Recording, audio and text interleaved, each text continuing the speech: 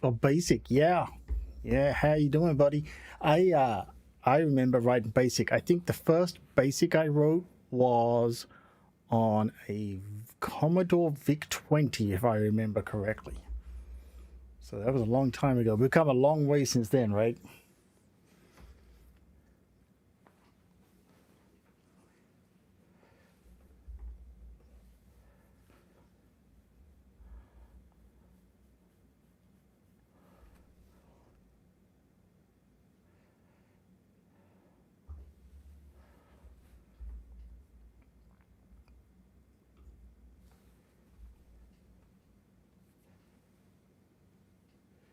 I got my iPad off to the side here. So when you see me looking off to the side, it's because I got my window up here so I can see the stream coming through, make sure everything's looking good, and make tweaks as it goes along. Hopefully, we should be getting the chat overlay as well today here. So let me know. Hopefully, as well, the audio and video should still be synced nicely. Haven't changed any settings since last time.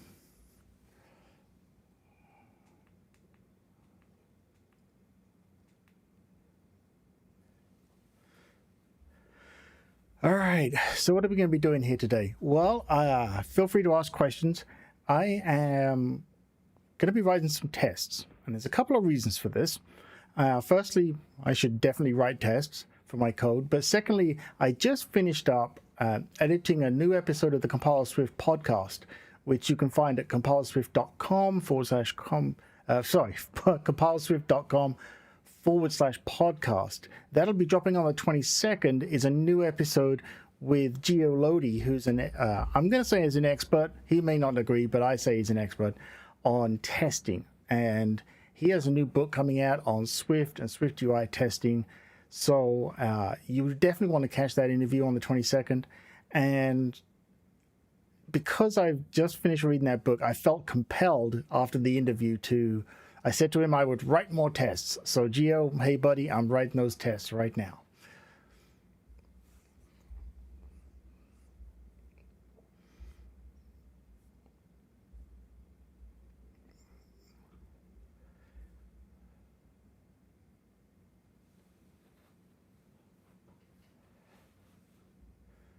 I was trying to think when I wrote Basic, I wasn't 9. I was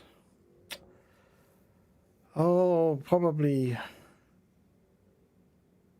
definitely more than 10. I remember that. And I'm trying to think what I used to write in Basic code. Now that you've mentioned it, Kithriel, I'm trying to think, and I think I was probably like writing some really silly apps. We all do those things where you discover the loops, right? The go-tos, like go to 10 and things like that. I think I do recall having like this really silly little hard-coded kind of database app thing that I wrote on the VIC-20 because I had one of those 5.25-inch disk drives to go with it as well, so I could actually store things in between sessions. Oh, it was like heaven. Having that the floppy disk drive was like, man, I'm just way in the future at the time. So funny.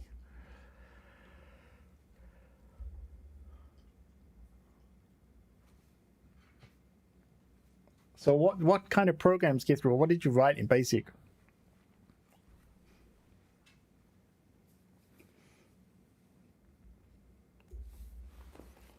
And I see my machine's just switched over to dark mode, so it must be getting late.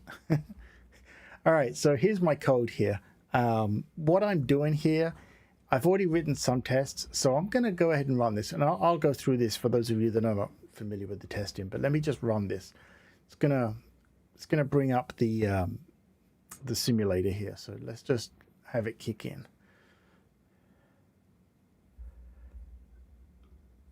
All right, let's put this next to Xcode. All right, there we go.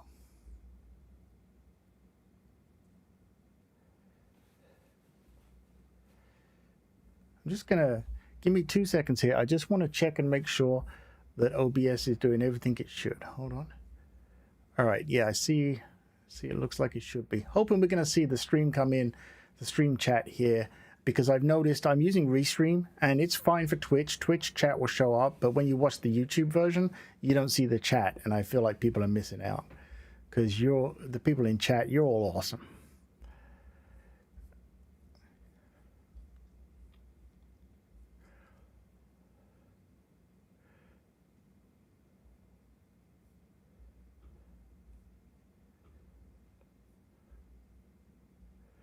All right, so in Xcode, what I'm going to do here, I'm going to go over to the report navigator, and I'm going to run the tests here, and we'll go through this quickly, and I'll bring you up to speed of what I've written in the past. Not much.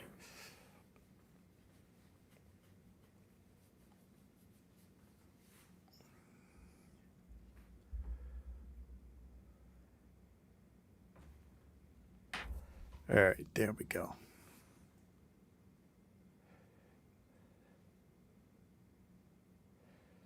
Just going to change my audio here. I can hear myself in the ear, and that's not going to help.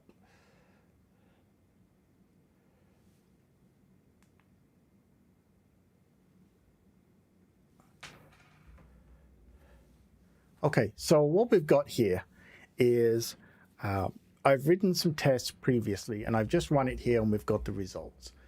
Now, if we go in and look at the report here, this test here that I've run, what we're going to find is a whole bunch of stuff, and it's like, great, but you can see that there's this one's running right here. Let me stop this. And what I want to do, I'm going to close out my files because I really want you to see what's going on here and not get distracted. So let's close out all of that. Under the tests here, I have got a preset manager tests and a preset list test. These are the tests that I have written, right? So I wrote all these tests, and I am not an expert with testing. That's why I was talking with Gio and doing the interview the other day for the podcast, because he's awesome and his book is awesome. And I felt inspired to take what I'd learned. So you're probably looking at this and thinking, boy, there's a lot of repetition here. Yeah, there is, because I'm still learning how to write tests. So it's a very manual process right now, okay? Now, what you're going to find is, let me just check this. Okay, there we go. And so, for example, if you're not familiar with the testing in Xcode, what happens is when you create your tests here, you can create a test file. And when you create that file, you're going to have as a class. Now, in that class, which has to comply with XC test case, you write your tests. Each one of these functions here is a test, okay? Now, when you name it, you've got to put this lowercase test in front.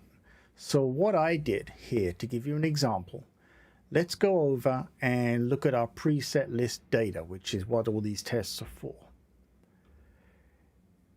In here, I have pretty much copied over for the tests using the same naming convention for my tests as with the functions, so I can test each of my functions. For example, let's take one here. Let's say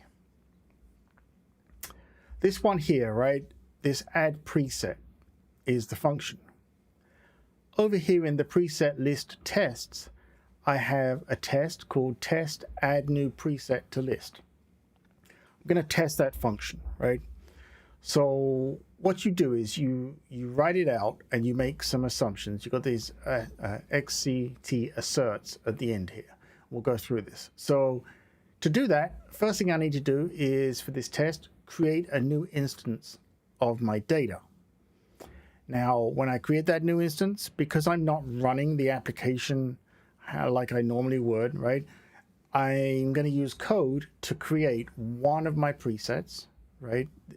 And then I'm going to call the add preset function, and it expects me to hand in a preset that I want to save. So that's what that line is doing there. Now, my actual test is going to say, okay, XCT, you'll see that as XCT assert, you'll see that in front of all these down here. This one is a no throw. And I basically put in between here what that test is going to be that's going to going to happen. So I am asserting that inside my preset list data, I'm going to add a preset, right? And the preset that I'm going to add is this preset 1. If that works successfully, it is going to come back and tell me, okay, that's great, it worked, and the test will pass. All right, you'll see a green check mark here, hopefully.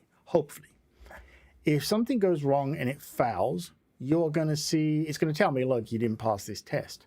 Now, what you're going to find is on these, you can run either all of these tests right here, right?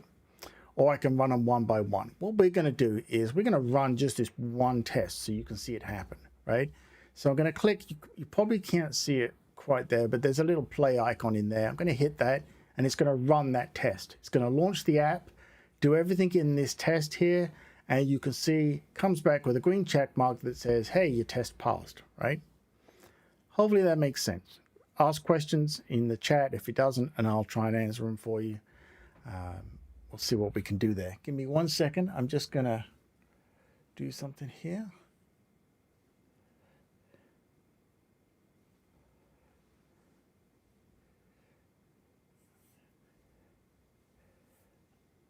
All right, give me 1 second. I just need to pull up a web browser here on my iPad quickly. And yes, I am running the beta of iPadOS 15 in case you're curious. Not running it on my Mac yet. I've got it on an external drive, but what we've got here today is Big Sur, just in case you're curious. All right, give me 1 second. I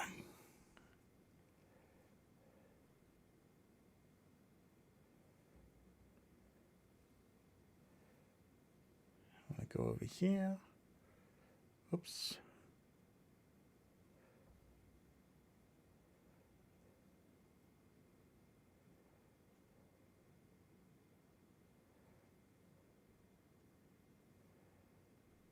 All right. Hopefully chat is working for everybody. Kithrilios is the only message I see right now. So if someone's in the chat, please let me know and say, hey, it's good. We're fine.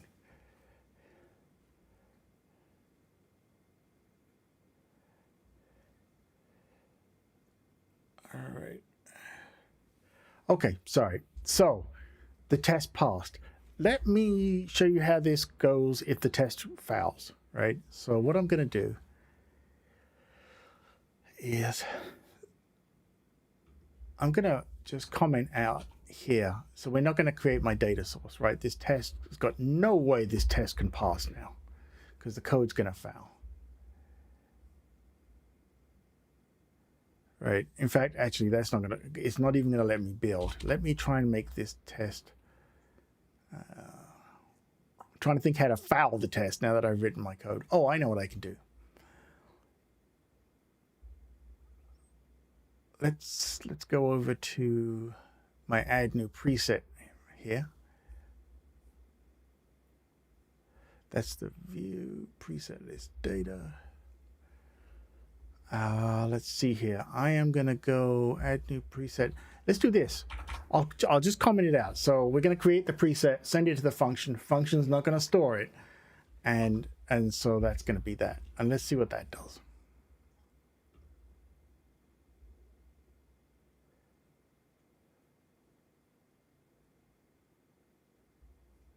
All right. Oh, I know why. Okay. It passed, but because what we want to do here, I'm going to write a different test, right? Let me explain. I'll go back. We'll put that back in place. So we're going to write a new test in here. We're going to say this. I'm going to assert true for something. Now, what I'm going to do is what expression? It's going to be a Boolean, right? So what I'm going to say is that the preset list count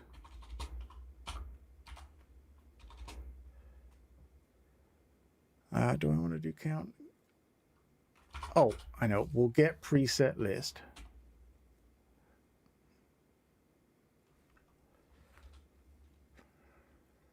Let's try this.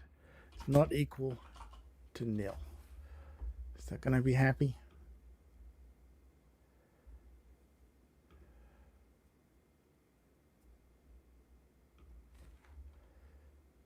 Oh, count is more than 0. Let me see, will that take that? Okay, so what I'm doing here is I'm saying that I'm going to create this new preset, I'm going to add it, and because I'm adding it, it's a new instance, there's nothing there, no values, right? So I'm going to say, hey, the count needs to be more than 0, meaning that it's going to come back and say it's true because I've added 1, right? So 1 is more than 0. Let's try that.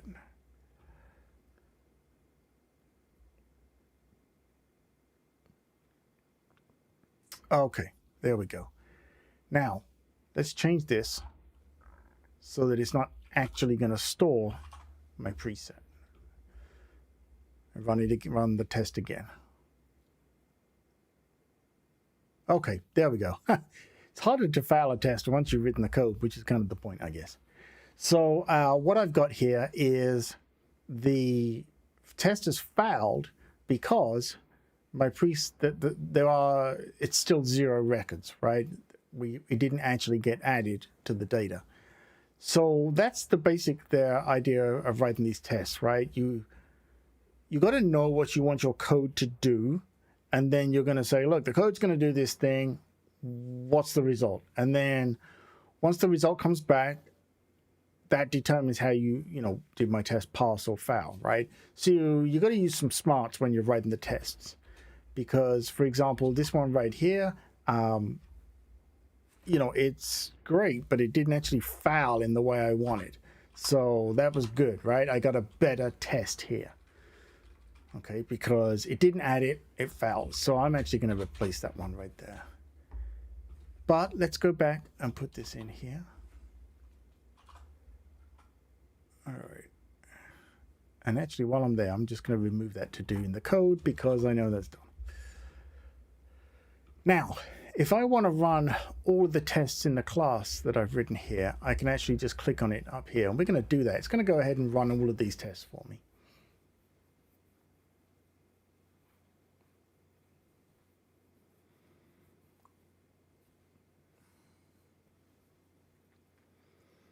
All right, and as you can see, all the tests passed, which is fantastic news for me. Now, if you want to see details for your tests, you can go over here and see them right here. So like, for example, here's the one that we did that failed, right? And then this newer set here where we run it is where they passed. Now, it is giving me a warning. So we passed, but there are things that you want to take, pay attention to. The build succeeded, right? Where's my warning here?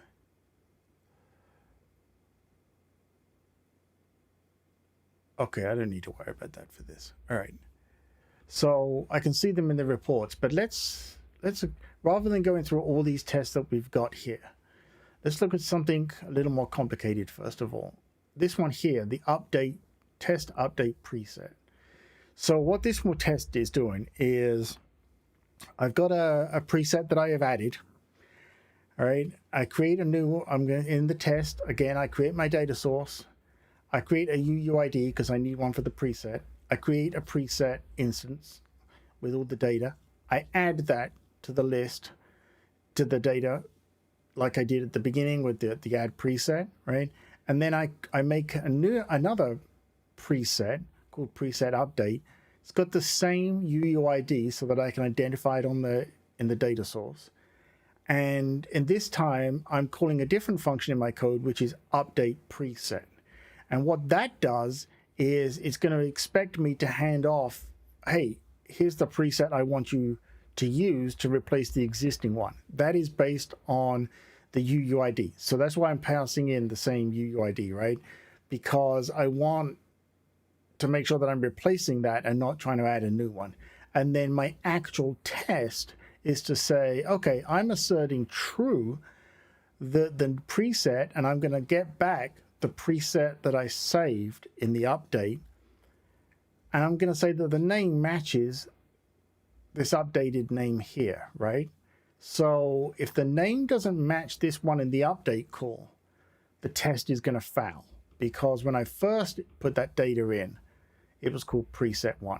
Hopefully that makes sense. Just think about that for a second if I went a bit too quickly. All right.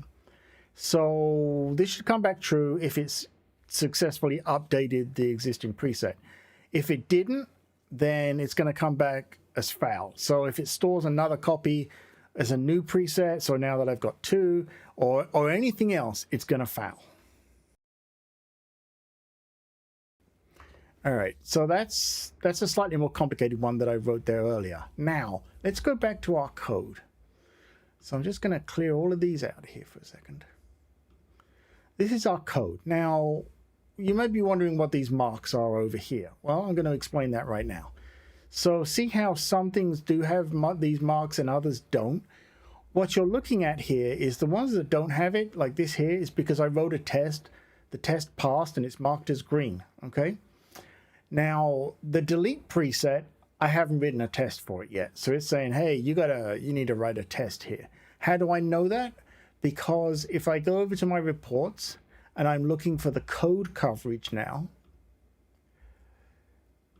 and I open this up, you will see this function, delete preset, which is inside my preset list data here,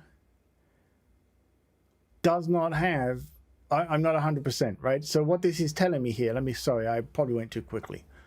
This code coverage is telling me how much of my code base is covered by tests, right? So some files are doing really well and others don't have any at all, right? This is a good way to know how many more tests do I need to write, what is and isn't covered. So if I look at my preset list data here, and my preset list, let's find the right one. When I expand this, it tells me like this here, for example, the add preset, yeah, I'm fully covered, 100%. Great. All of these ones. This one here, preset list data dot delete preset, the function, doesn't have a test. I haven't written it, hasn't passed, hasn't failed, doesn't have anything. What I can do is nice in Xcode. If I want to go find this test, I can, this code, rather than trying to find it, I can just click this little arrow right here, and that's going to jump me right into the code, right? So it's right here. Look, it's saying, yeah, this is the function. You need to write a test for it. Okay, fine. That's what we're going to do. All right, so that's a really awesome view right there. Let me go back. This view here is awesome. This is a great way to like, okay, don't need to care about any of these functions. They're all covered. This file is 65.7% covered right now. We've still got some work to do. Want that percentage to get as close to 100, if not 100 as I can. You can't get 100% code coverage on everything, because obviously if you think about it, there's a lot of code in your applications you didn't write, right? There's the operating system stuff, Apple writes, and some other things, maybe some third-party libraries. But you can certainly write tests for your own code, and that's what you should do. All right, it is warm here in Texas, folks, especially with all these lights. Okay, so I'm going to click that little arrow, go back to my code. I'm going to write a test for this. So it's called delete preset, and what happens is when I call delete preset, it's going to expect to find one to delete. So let's think about how do you write a test for that for a minute here. And while I'm doing that, I'm going to grab a drink here because it is hot. I will be right back. Go grab a drink. We'll get back. We'll get into this. We'll talk about the test and start writing it.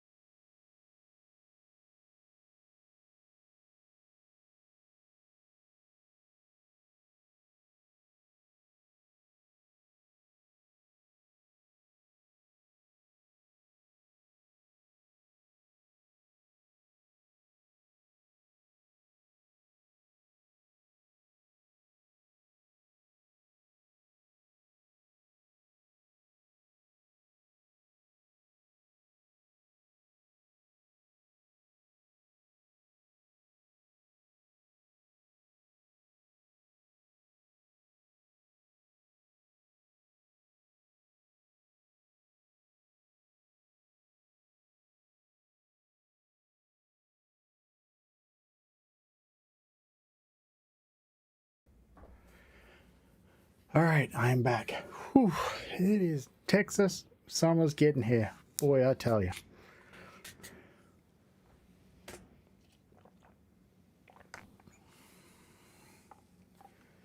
me one. Just going to check the... Pull that up here. There we go. All right. How's everyone doing? Hope you're doing good. Like I said, we're doing some testing here today, writing some tests. Definitely check out my interview on Tuesday on the podcast, compileswift.com/podcast, where I talk with Gio Lodi about doing some testing and his awesome new book that's coming out.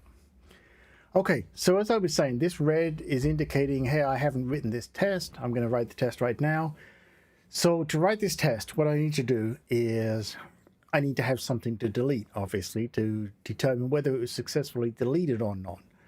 So to do that, what I'm going to do is I am actually going to create a data source, add a preset, then I'm going to remove that preset and make sure that preset is gone. So the test will be to assert that the preset that I've asked to be removed has indeed been removed and can't be found in the data. All right. That's what we're going to do. Now, the quickest way that I can think to do that is, let's go over here. And let's just make sure, so it's going to be delete preset. So I am going to write a new function here. And it's test. Remember, it's got to start with test. Delete preset. It's going to expect a preset. We'll get to that in a second.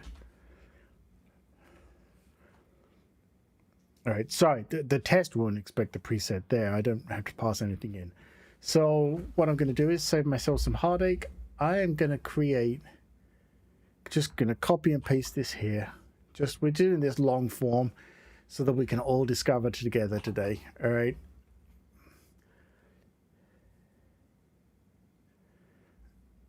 And then I'm going to take this one here so that I can add the preset. No point in me typing this out again. Copy and paste is your friend. You're only copying and pasting your own code. It's fine. Code police are not going to come and get you for this one, all right? Now, I've added the data source. So at that point, I know my add works because I've already tested it. So let's think about this. If I'm going to delete this, I need to figure out the best solution to make sure that it did what I expect. And the best way I can think is to delete it, and there should be a count of 0 as far as presets in the data source. And I think that's going to be my test. I'm going to assert that after all this has happened here, and I've deleted the preset, I'm going to say I'm asserting that there are now no records left in the data source, and that will be considered successful. Hopefully that makes sense. So the first thing I'm going to do is I now need to call my preset list, and I need to call the function to delete the preset, right? So we know it's called preset 1 because I just added it up above here.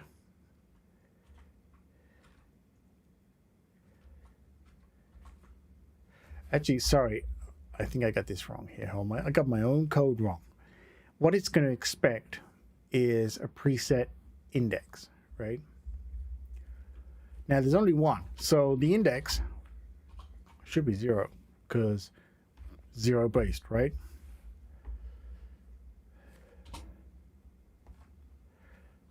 Hold on, I think I got this wrong. Give me 1 second.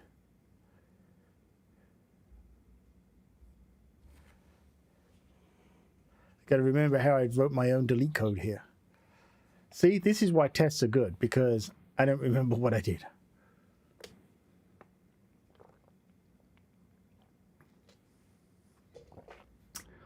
Delete preset, index set. Let me jump over and look at it the way I'm using this.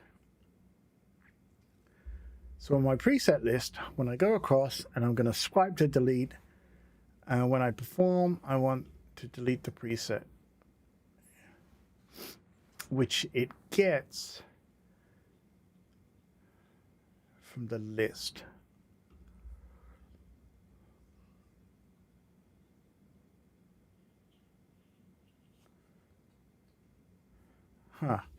Okay, see, this is cool because this is why you should write the test before you write the code.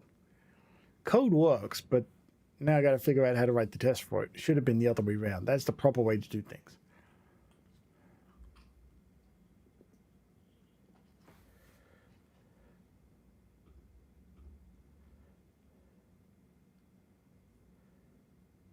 Okay, that should not run. Yep. Okay. Cannot convert value of type int to expected argument type index set. Now, how do I get the index set out of a list?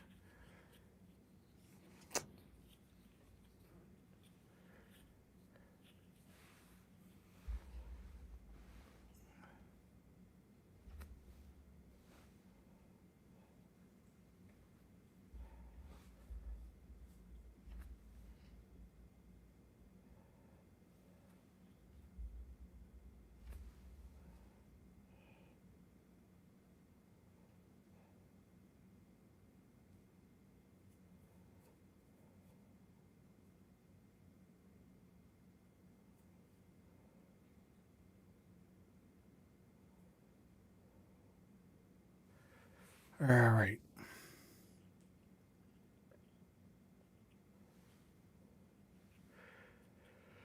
Is my video still working? Yeah. Okay, good. It's weird. I wasn't seeing my own video there for a minute.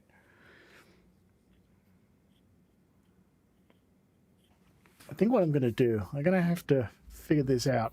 So, in my delete preset,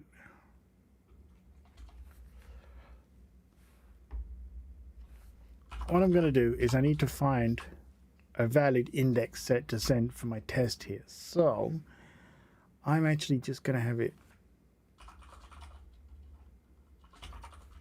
Oops.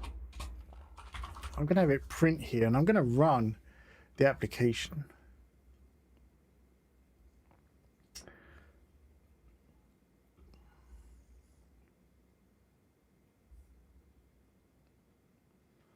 And when I try to delete one, it should go through the onboarding screens, hit start.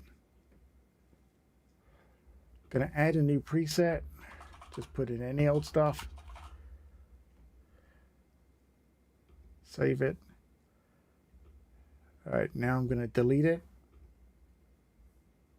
And we've got one indexes. Okay. But I'm almost certain I can't just put one. Yeah.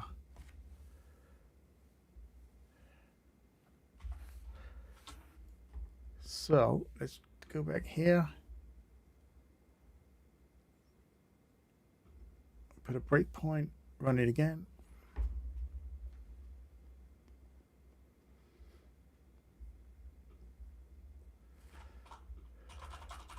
Add the preset.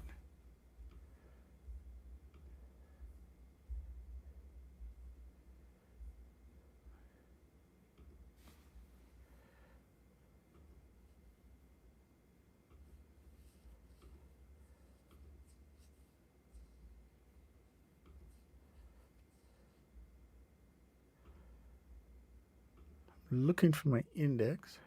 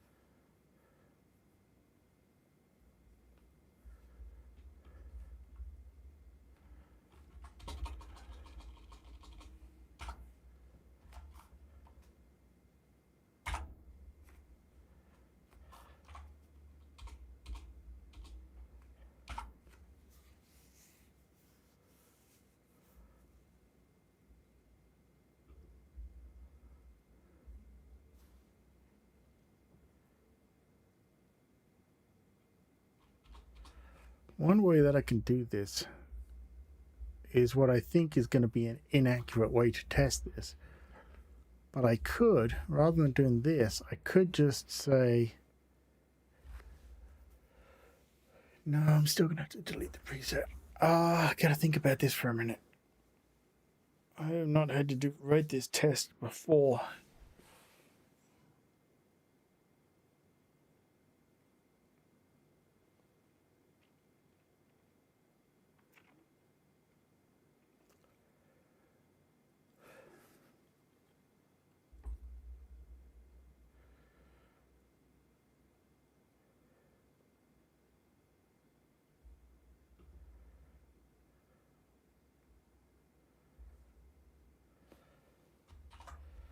All right, let's go to our browser here.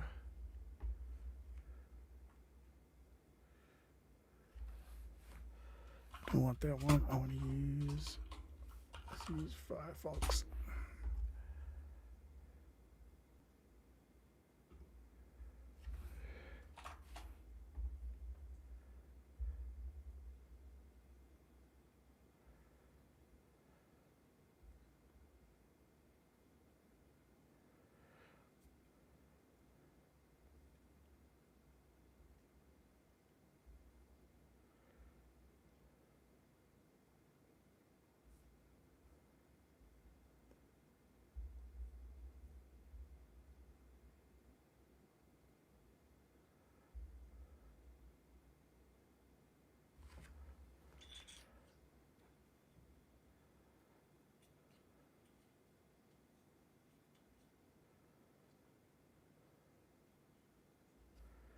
Yep, that's not going to help.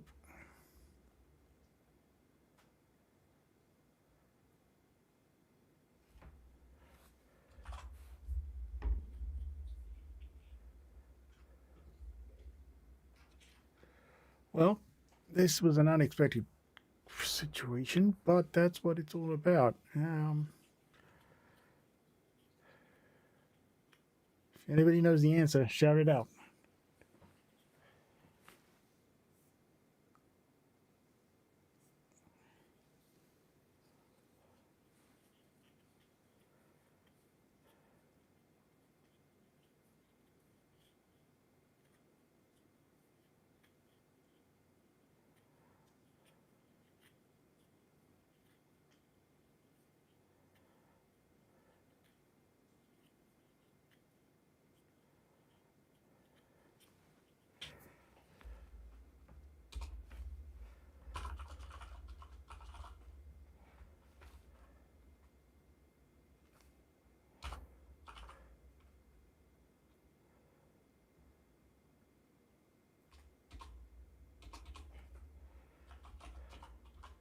I certainly don't think that's going to work.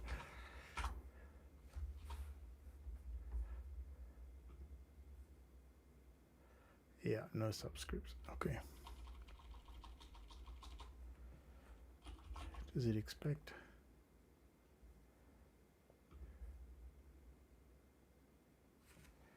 Wait, did I accidentally stumble across the answer?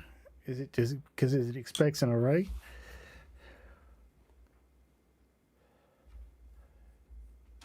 Let's find out. Let's write our test. So I'm going to assert true that preset list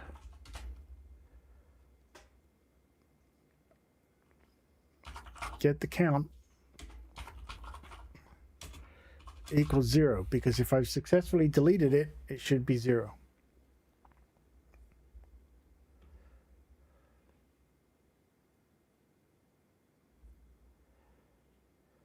It fouled.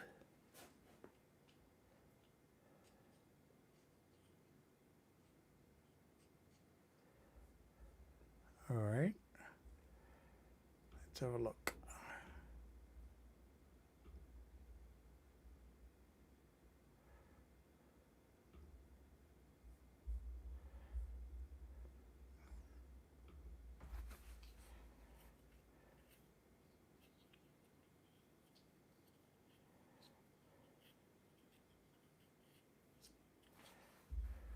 I don't think it's being deleted from the list. And the easy way to find that out would just be to print.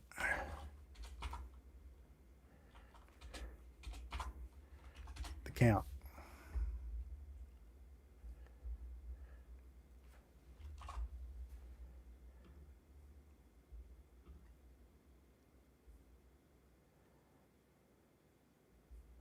See, yeah, the count is 1, so it's not deleting it. So the test is actually correct because the test failed, but it failed because it's not 0. The problem I've got is this.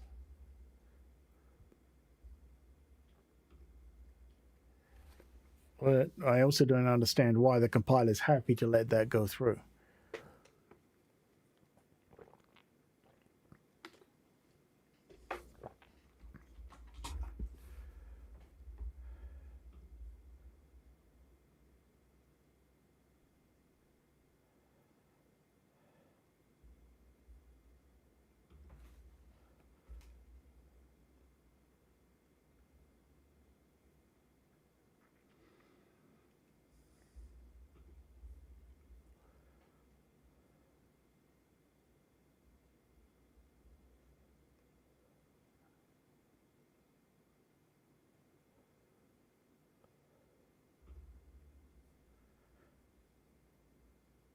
I'm going to run this.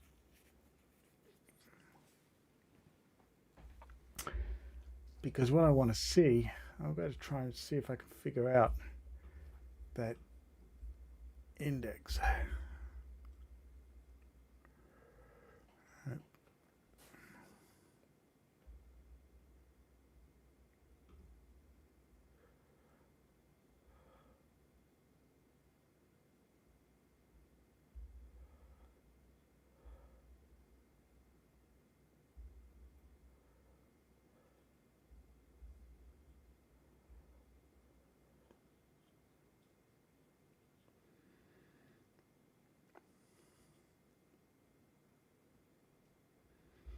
It's not going to help.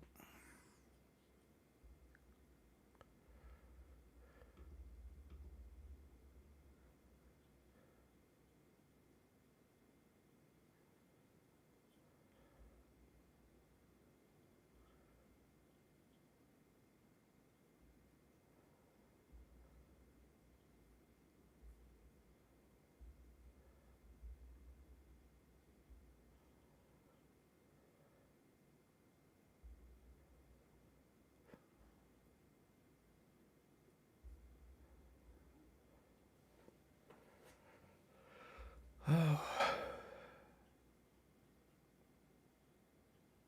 The fun of live coding, right?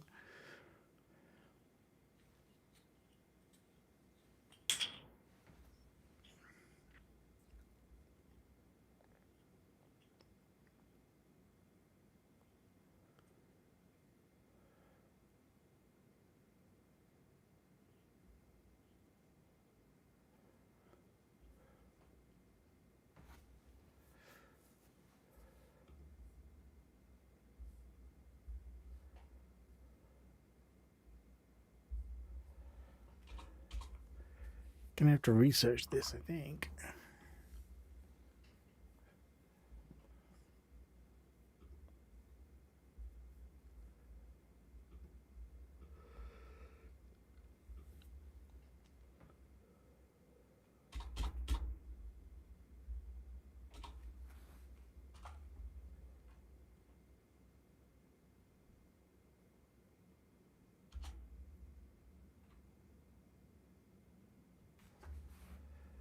Do I have to create a new index set, maybe?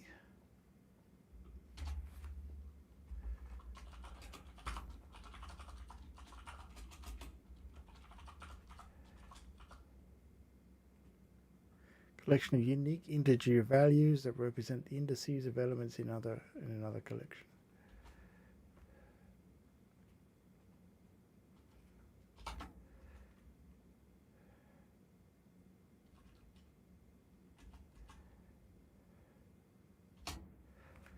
Can I put in there 0? All right. Can I now hand that over?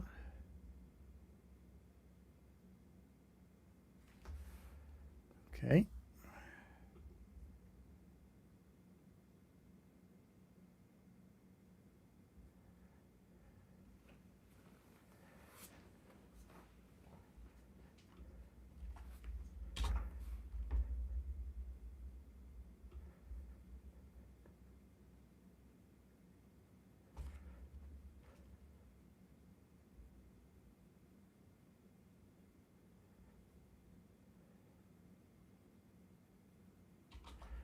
Is that because it's not deleting it? I'm going to guess it is. I'm going to guess that it's still not deleting that preset.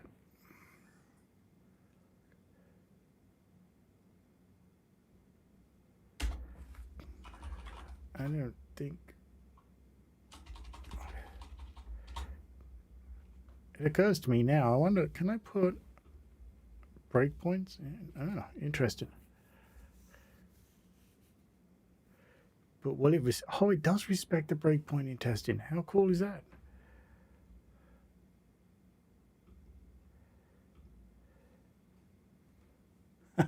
Hey, I'm Davey Boy. No, it's not Python. It is Swift. We're writing some Swift tests. Kind of wishing it was Python at this point.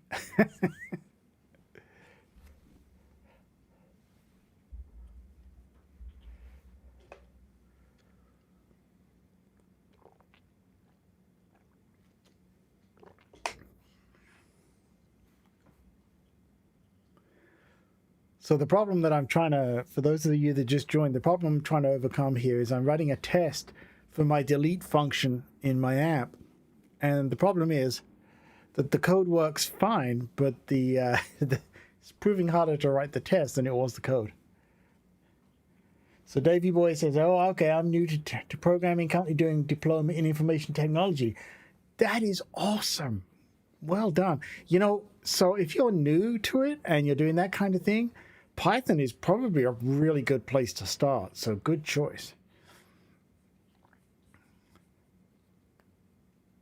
So how are you liking it? You having fun with it?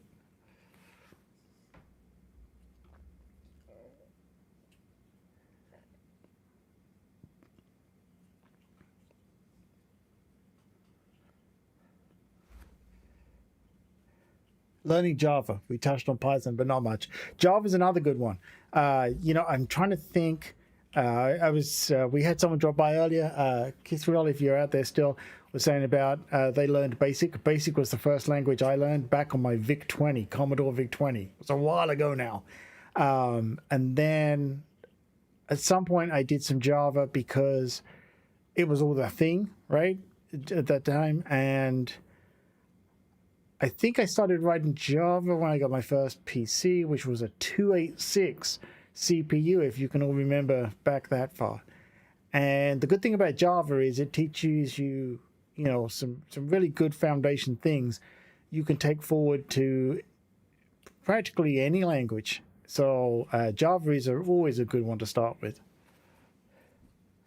Can be a bit confusing. They can all be a bit confusing because just when you think you got the language down, what happens is they change the language on you because they got to sell you the new book, right?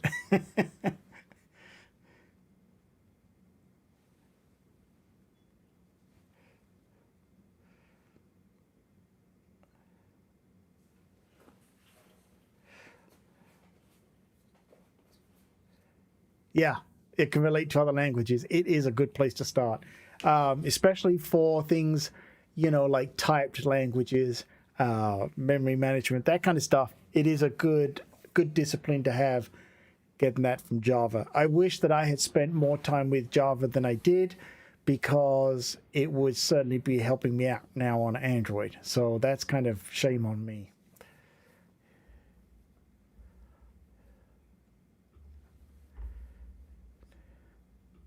Do you have a particular language in mind that you think you're going to focus on once you sort of really get your teeth into it, or are you trying a whole bunch of different ones to find the one that you feel suits you and feels comfortable for you?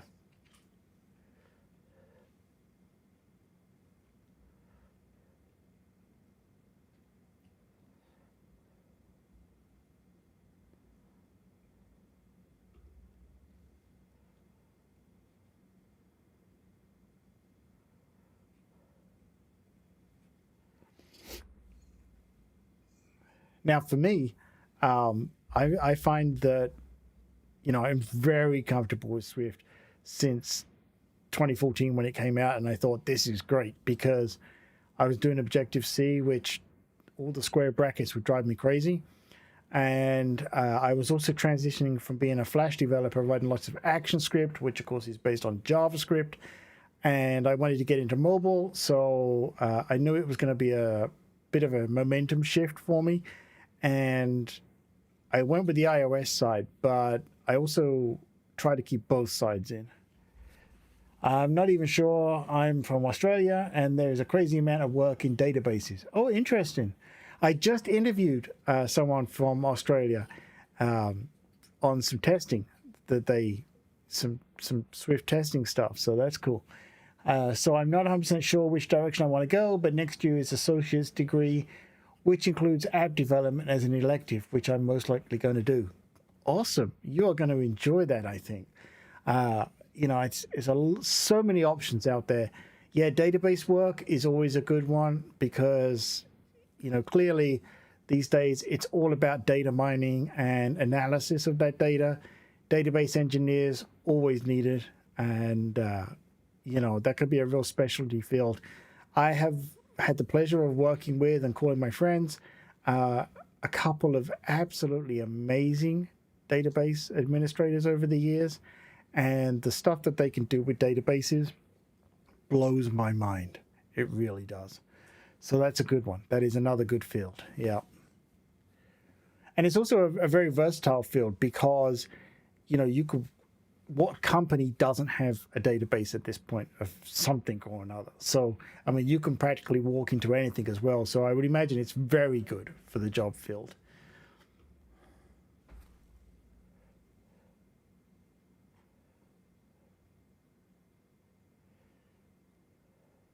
My iPad here it's decided that it doesn't want to load the video, because why would it want to do that?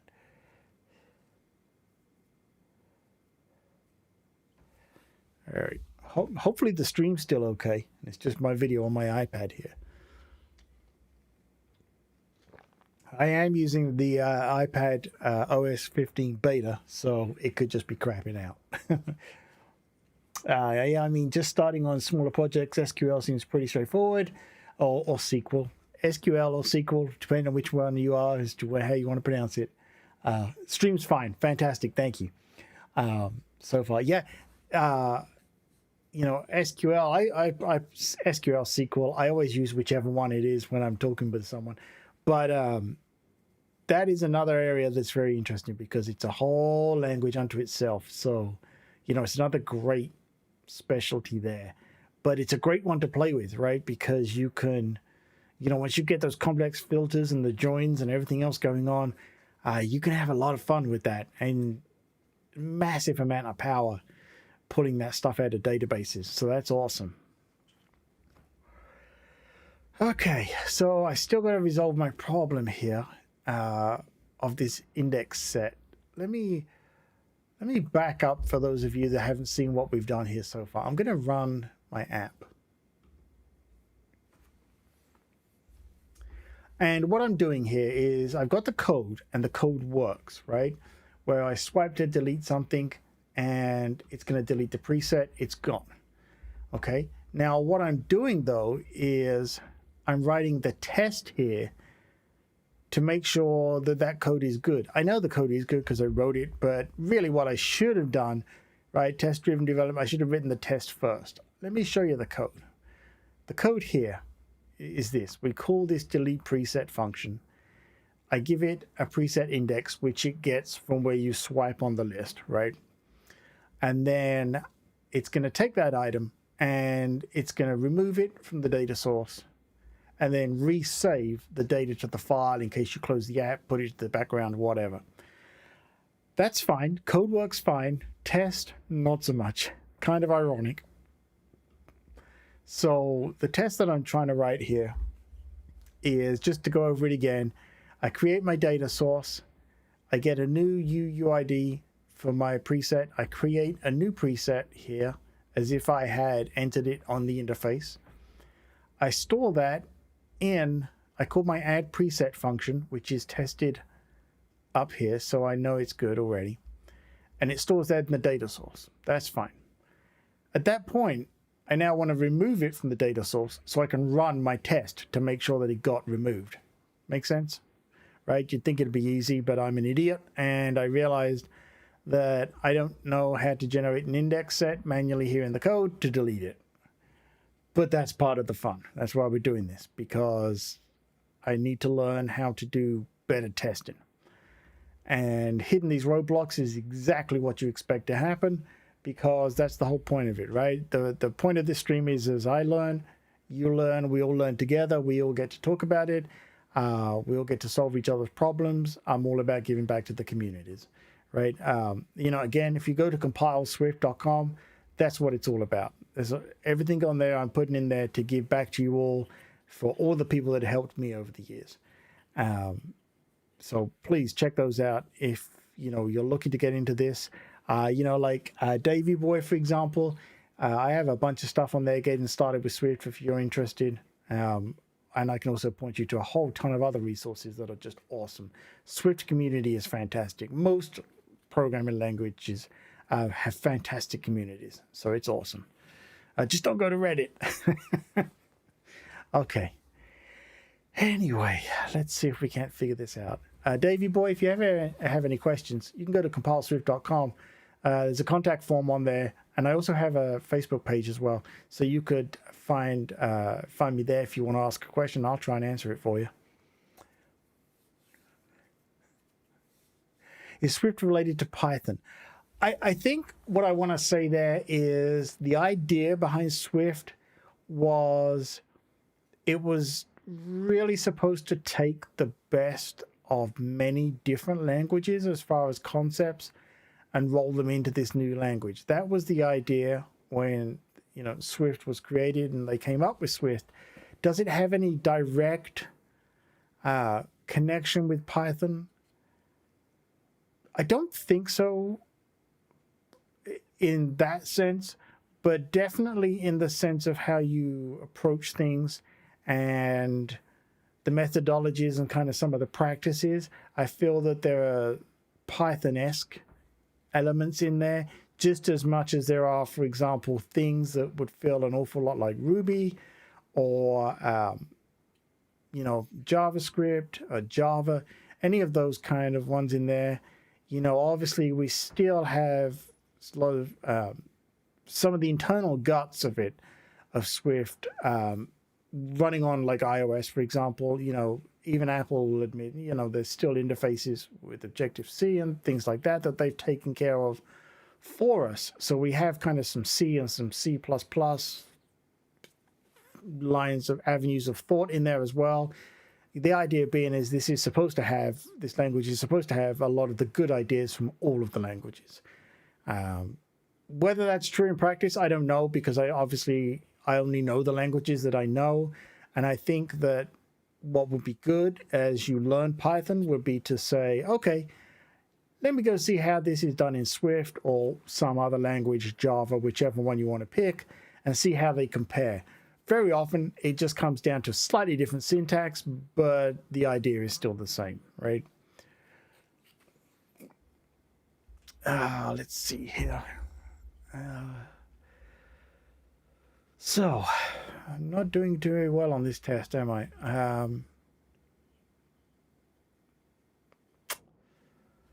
I feel like I'm missing something really vital here, because even when I look at the preset index being held in and it just says 1, well, it doesn't help me much because it's not like an integer of 1, right?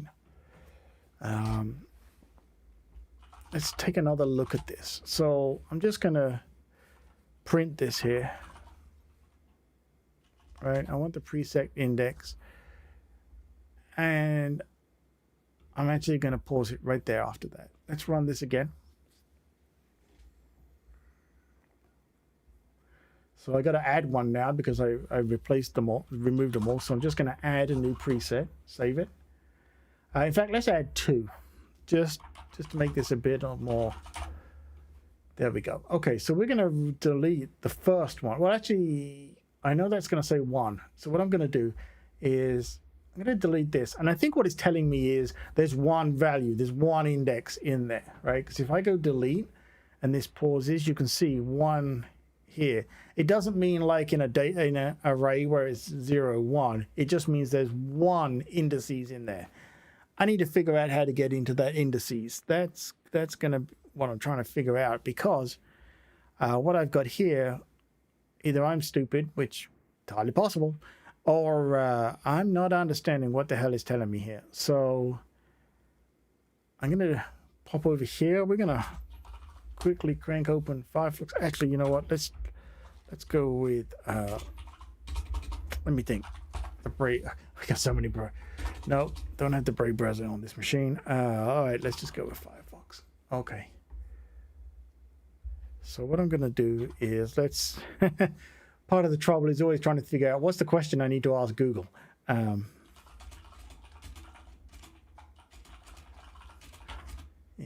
Swift.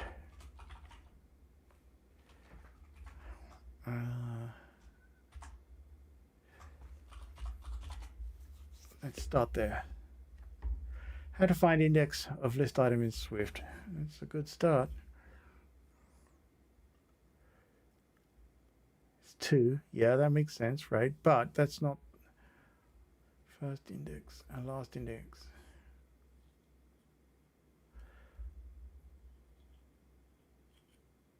That might not be what I'm looking for, but let's try it. What I could do. Let's get rid of this because I don't want this to trip her here.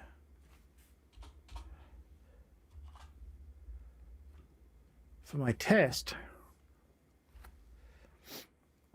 I'm thinking what I can do is let's try come about this in a different way. So that did me no good whatsoever.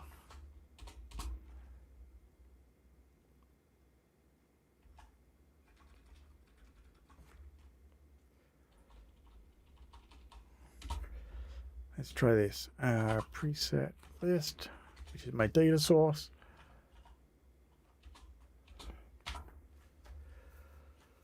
That's all my functions. That doesn't help.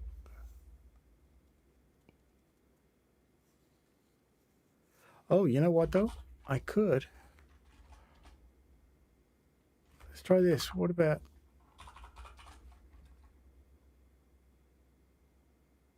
cannot convert cellular? Yep, I know I'm not there yet. I haven't finished writing it yet. But that doesn't have. No, that's not going to work.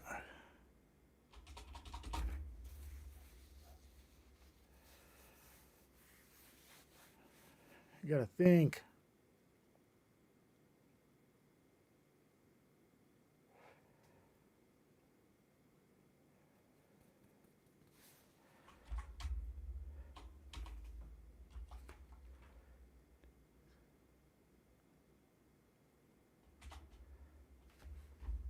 I gotta think of a different way to Google this.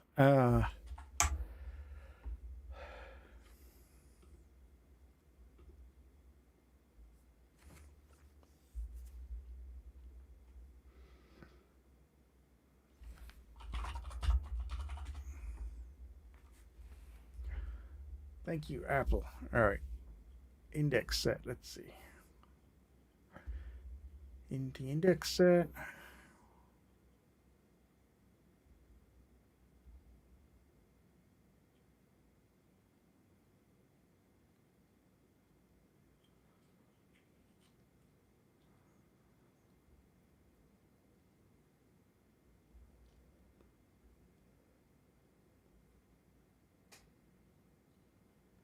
Remove an integer from the index set. Because my delete code. Where are you? Preset list, which is an array. Remove, add offset.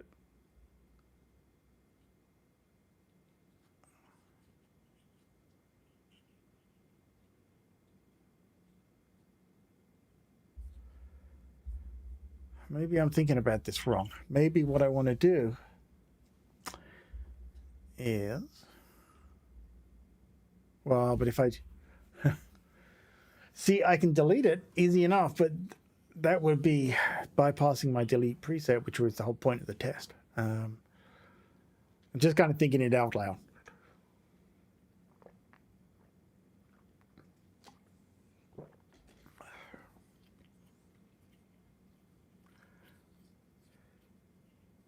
Oh, let me think.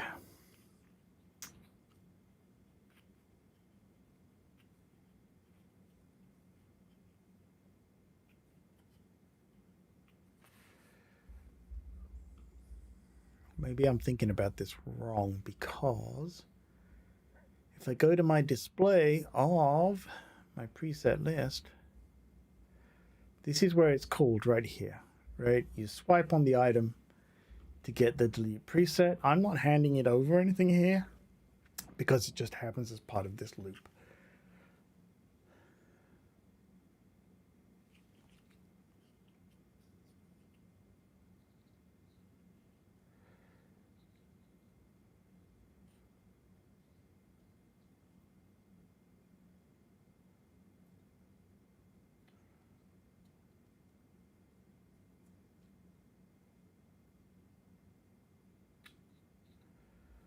Boy, I really don't know. Do I move? Gotta think. Should I move on to another test and come back to this one? I feel like I should, because I don't think I'm going to resolve this one anytime soon. I'm going to leave this one alone right now. What I'm going to do is just going to comment that out. I'm going to run all the tests in here.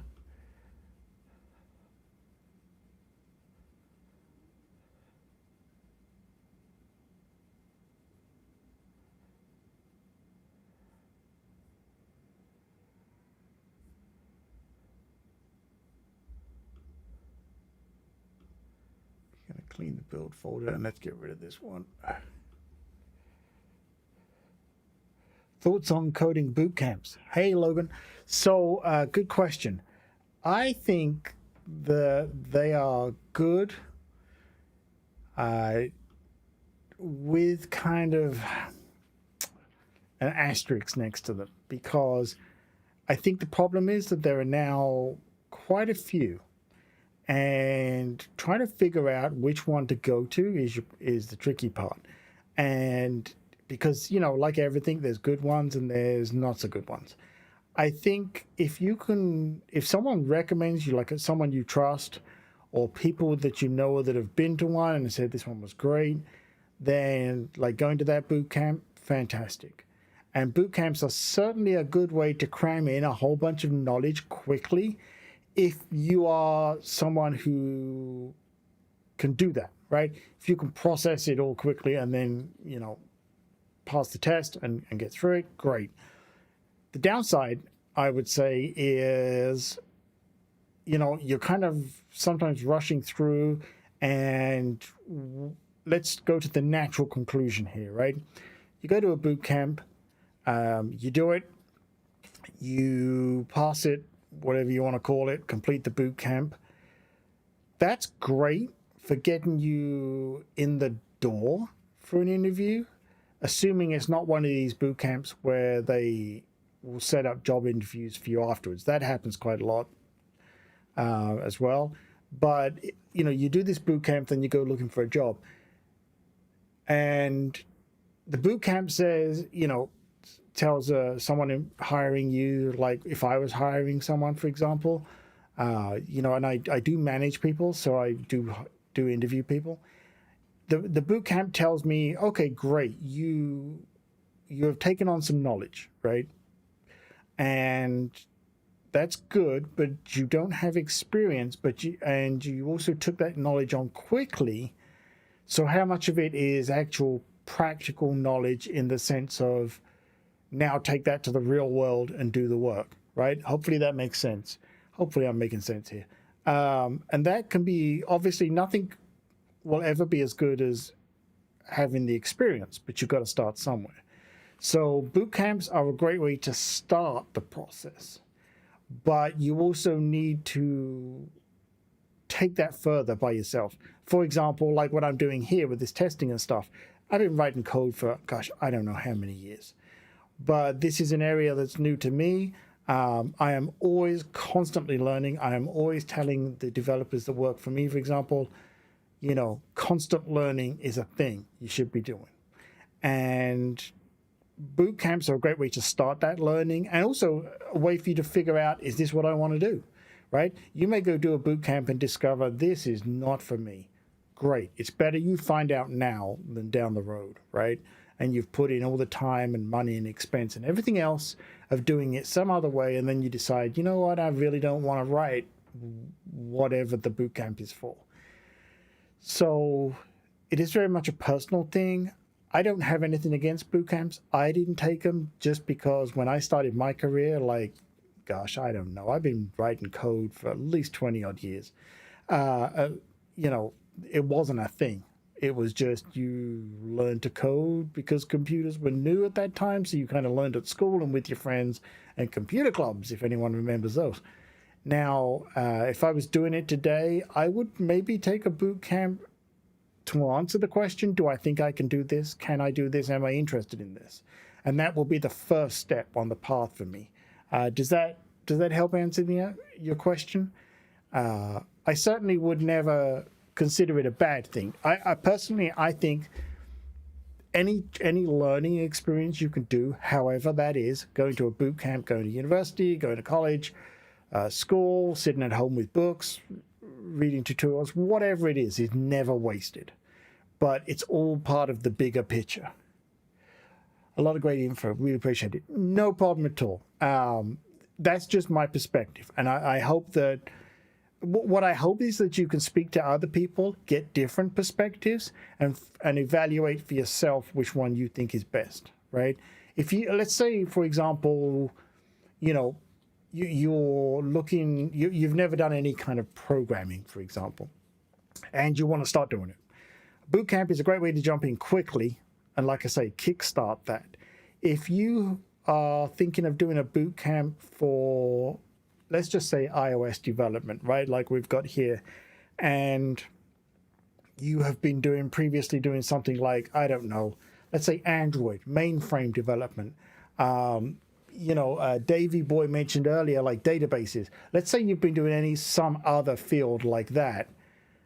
Boot camp would be a good way to help you switch that mindset maybe quicker, because it'll have a structured approach. And I think when you're new to something or looking to switch a field, trying to figure out for yourself what that structured approach should be, where should I start, how should I carry on, can be difficult, right? Especially if you've only had maybe one or two kind of, I'll call them career positions with companies, right?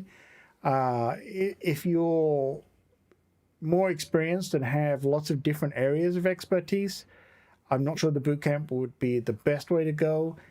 But, if you're new to it, it's certainly a good way to start.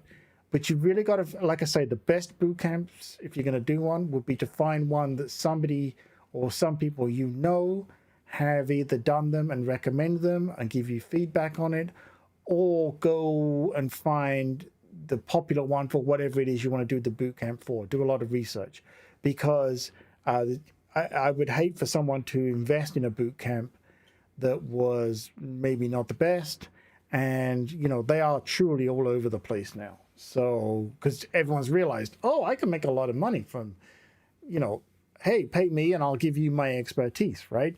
Which is fine, but there are people who maybe shouldn't be doing that because they don't have that much expertise themselves, right? Like, for example, it would be terrible if someone went to a boot camp, learned it, copied that boot camp formula, and then decided to make their own boot camp and just teach that to someone else, right? So you've got to be careful of that kind of thing. And I'm not knocking any boot camps.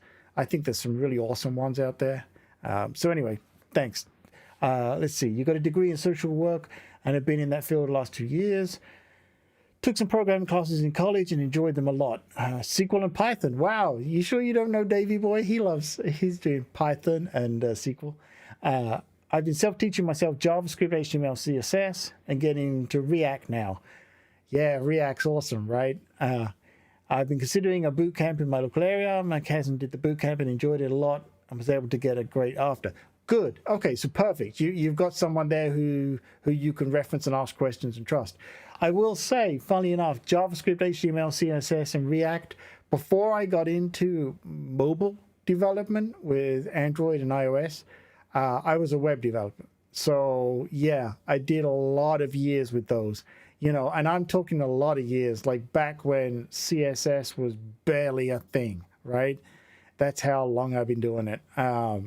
Over the past few years, like my websites like peterwitham.com and compileswift.com, those are built on top of React. It's actually Gatsby.js, which sits on top of React. And I love React. I'm really impressed with it. And I even work with some React Native for mobile applications as well. So I feel like you got a pretty good set there. Everything you're describing is a nice rounded kind of take that, adopt it to other methodologies, other language, things like that. So I think you're in a pretty good place. And having someone that can recommend one, that's awesome. Yeah, definitely sort of blindly picking one off of a list, not great. So, good for you. You let me know, right? Come back and let us know what you decide to do. But I don't think it's a bad thing. I think any knowledge you can get is good, right? Because we also, let's be honest, we all work in an industry where overnight things change, right? Languages can change. They come, they go, they die. Like I say, I spent many years writing full-blown Swift applications, like full-blown applications for use in the public in kiosks and, dashboard apps and all that kind of stuff. And then that sort of dies off, right? So whatever we learn today, whenever I'm learning something, I never expect it to be around necessarily 10 years later, right? So learning how to learn is a good thing as well. Anyway, I hope that helps. So let's write another test here. I want to show you, I'm just going to jump over to the report, let you get back to your coding, but I'll be back for sure. Thanks a lot for the advice and good luck. Thank you, sir, or ma'am. I don't know which one you are, but thank you. And, please, like I say, go to compileswift.com/contact. If I can help, I'm only too happy to. Thank you for dropping by. I feel I've been more productive answering the chat questions, which is awesome, compared to my terrible test code that is not working. So I'm considering the chat room a better, win today than my code. So thank you. I'm going to write another test here. So what I'm going to do is I'm going to go over to my test logs here, and we're going to look. Remember I was saying about the code coverage, right, and things like that. I'm going to look for something else to work on here, another test, so you can see one that works. So we have this one here. With the JSON, saving and loading data to a JSON is going to be some complicated tests there. These onboarding screens, they're just screens they don't have anything on them. Functional wise, other than just swiping through them, and I can show you those. In fact, when I run the application and it installs next time, we'll see them. And then these screens down here, the one that I'm looking for is this one here for the get preset. Now, interestingly, this get preset function here, what's happening here? So when I call this one here, there's two different ones. This one here returns the entire list of data for the presets. This one is to give me the specific details. Now, the reason I have those, let me run the app and it'll install here. You'll see it.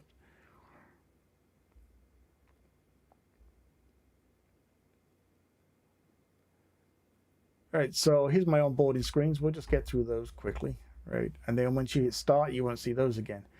So I'm going to add a preset here, and I'll just show you. Save.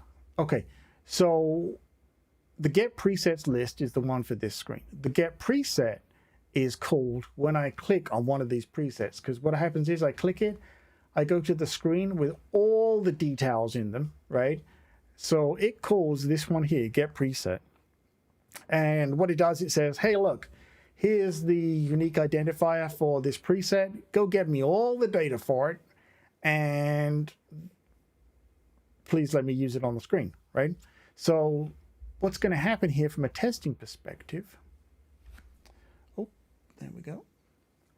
What's going to happen here from a testing perspective is we're going to go back and I am going to put in here a new test. It's got to start with the name test get preset.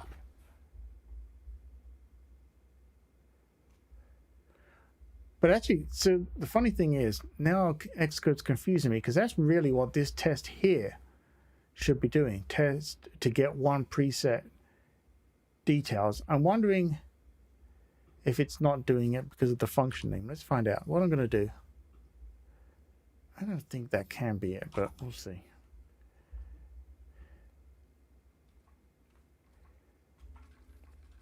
I was just going to rename this to, get preset.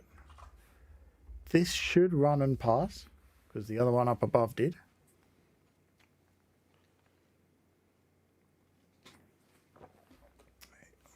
All right, and it did. Great. Now, my code coverage, I need to switch this back to testing here. I'm going to go back to my tests on an iPhone 12. I'm going to run all my tests.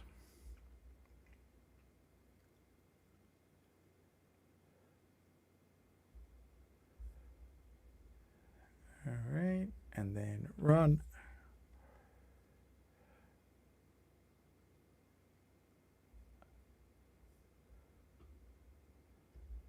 I'm going to remove the app.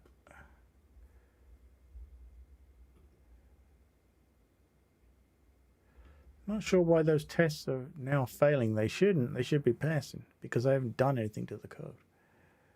There we go. Okay, I think what it was, I had some existing data in there. Sometimes you got to just flush these things out, delete it from the simulator. All right, so all my tests pass, but what I'm curious about now, if I go look at my test coverage, so many things. There it is, coverage.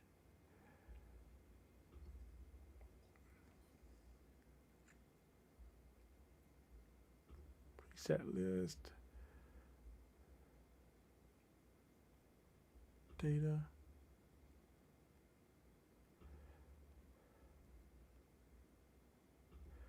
Okay, so we've got the delete preset, the get preset.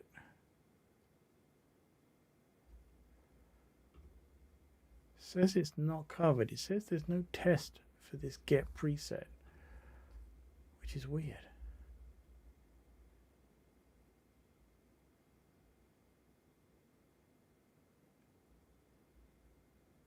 Add the preset. Get preset. See, I'm testing the get preset right there.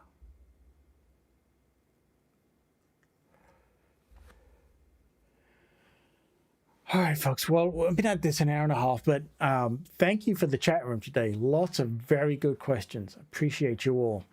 And I feel like that has been maybe more productive than any of the testing that you've seen me write here.